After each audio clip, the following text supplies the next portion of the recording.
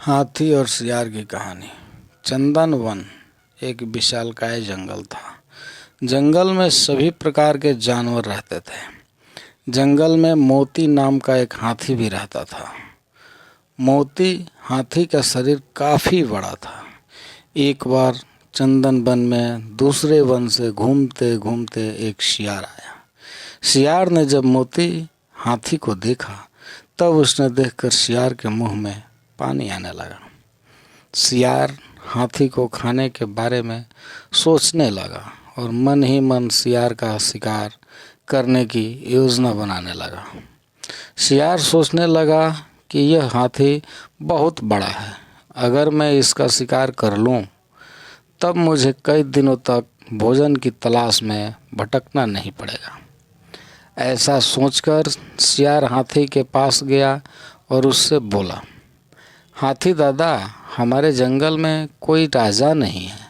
हमारे जंगल के सभी जानवर चाहते हैं कि कोई बड़ा और समझदार जानवर हमारे जंगल का राजा बने। आप बड़े और समझदार दोनों हैं। क्या आप हमारे जंगल का राजा बनना पसंद करोगे? शियार की बात सुनकर हाथी खुश हो गया। उसने राजा बनने के लिए हाँ बोल दिया। इस पर शियार ने हाथी को अपने साथ चलने के लिए बोला। हाथी राजा बनने की खुशी में झूमते हुए शियार के साथ जाने के लिए तैयार हो गया। शियार हाथी को ऐसे तालाब में ले गया जिस तालाब में दलदल था।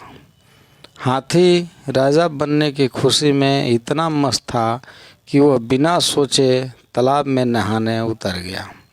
जैसे ही हाथी दलदल वाले तालाब में उतरा, हाथी के पैर दलदल में धंसने लगे।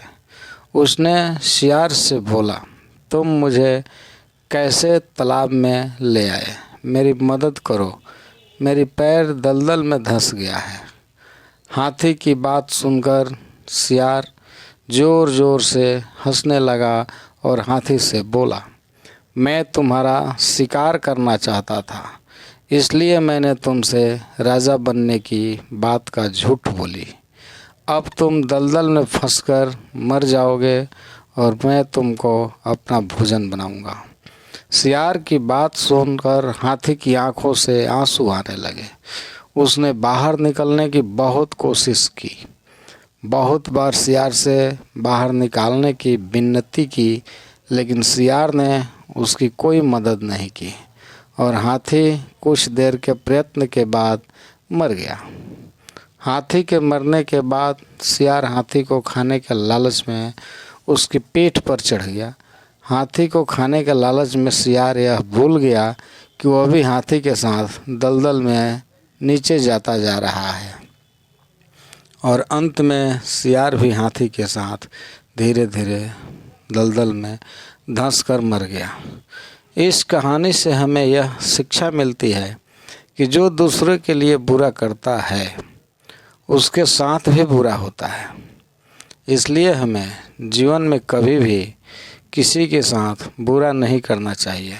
अगर हम किसी के लिए बुरा करते हैं तब हमें भी अपने साथ ऐसा होने के लिए तैयार रहना चाहिए, क्योंकि बुरे कर्म का फल हमेशा बुरा होता है। इसलिए किसी के साथ कभी बुरा न करें।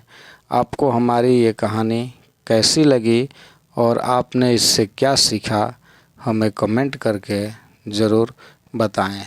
धन्यवाद।